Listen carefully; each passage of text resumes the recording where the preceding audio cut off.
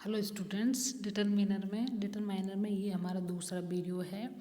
अब हम सम और एनी को स्टडी करेंगे। सम और एनी भी इम्पोर्टेंट हैं। सम और एनी भी बहुत इम्पोर्टेंट हैं।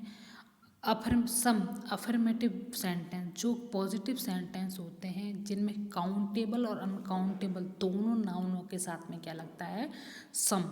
चाहे अनकाउंटेबल हो या काउंटेबल हो, कौन सी सेंटेंस हो, पॉजिटिव सेंटेंसों में।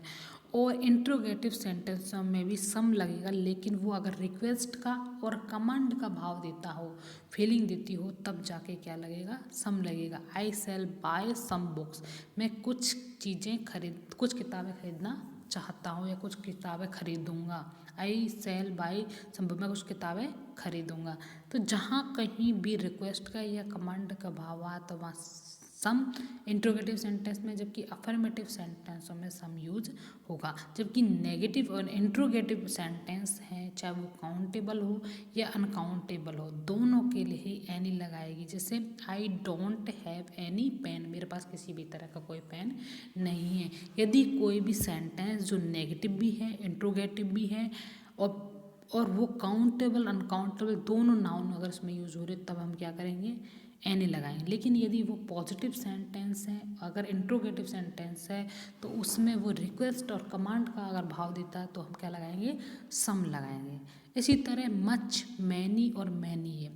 मच हमारी क्वांटिटी को दिखाता है, जबकि मैनी हमारा किसको दिखाता है, नंबर को दिखाता है। ठीक है, मच क्वांटिटी को दिखाता है। क्वांटिटी मतलब अनकाउंटेबल सिंगुलर नाउन के साथ में सिंगुलर वर्ब लगती है इसमें, जबकि मैनी हमारे काउंटेबल प्लूरल नाउन के साथ में ही प्लूरल वर्ब लगती है।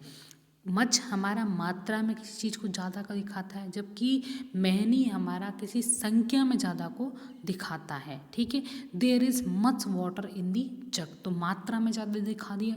इन the same way many boys are present today, संख्या में कई सारे बच्चे यहाँ पर मौजूद हैं।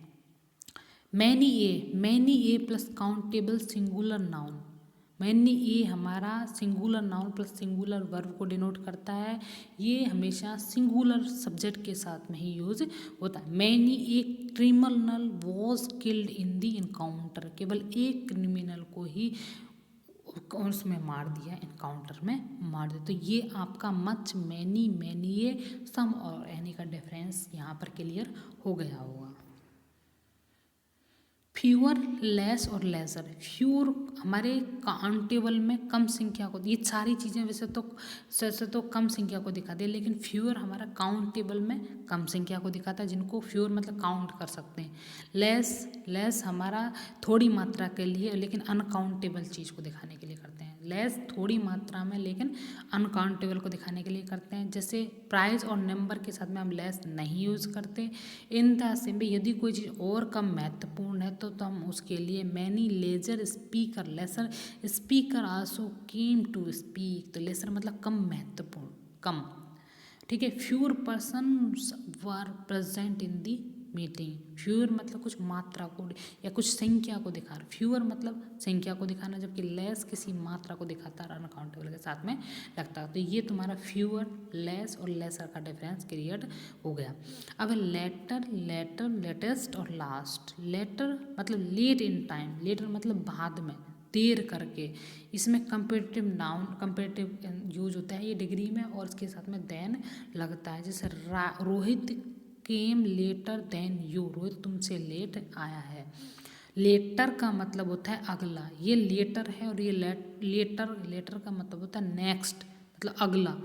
ये पॉजिटिव होता है। What is your later programme, कि तुम्हारा अगला प्रोग्राम क्या है। लेटेस्ट बिल्कुल करंट का, हाल फिलहाल का, और ये भी पॉजिटिव होता है। और there is the latest news, last position में पोजीशन को डिनोट करता है, और हमारी फाइनल पोजीशन को तुम्हारा लास्ट दिखाता है। हु केम लास्ट, कौन अंतिम आया। म्यूचुअल हमारे पारस्परिक रिलेशनशिप को बताता है, जबकि कॉमन का मतलब सभी लोगों से बिलोंग होना, मतलब बिलोंग टू मैनी पर्सन। जैसे सुमन इज कॉमन फ्रेंड, कई सारे लोगों से बिलोंग है। और mutual friendship between Ramesh and Shreyas is growing day by day, मतलब पारस्परिक चीज को दिखा रहा है, तो म्यूचुअल बोलते हैं। फर्स्ट का मतलब होता है प्रथम और फोरमोस्ट का मतलब इम्पोर्टेंट हो, जैसे Ram was the first to arrive here, Indira Gandhi was the foremost politician of her time, मतलब महत्वपूर्ण, फोरमोस्ट। अनदर, अदर और एनी अदर, ये भी एक इम्पॉर्टेंट है, इसको भी डिस्कस करते हैं। अनदर हमारा सिंगुलर नाउन के को रिप्रेजेंट करता है, जैसे he has purchased another book, singular noun को रिप्रेजेंट करता है, उसने दूसरी किताब खरीदी है।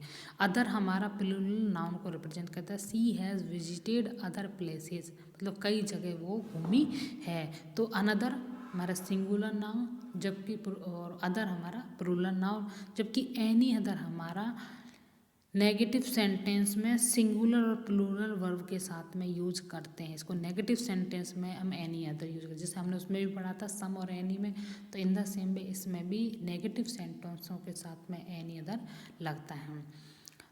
I haven't seen any other place, मैंने मुझे कोई तरह का प्लेस यहाँ पर नहीं मिला। होल का मतलब है पूरा, और प्लूरल नाउन से पहले लगता है all the students were happy, जबकि हॉल एक एडजेक्टिव है।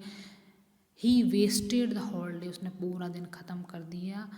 प्रॉपर नाउन से पहले the whole of Rajasthan was in the grip of drop, पूरा राजस्थान ऑफ लगा के तो ऐसे लगेगा, अगर पूरा ऐसे लगाते तो उससे पहले द होल डे लगा के हम इसको कंप्लीट कर देंगे। होल का मतलब है पूरा, जबकि ऑल हमेशा प्लूरल नाउन को डिनोट करेगा। ठीक है, ये आपका रिटर्न मिरर का टॉपिक कंप्लीट होता है। Thank you very much.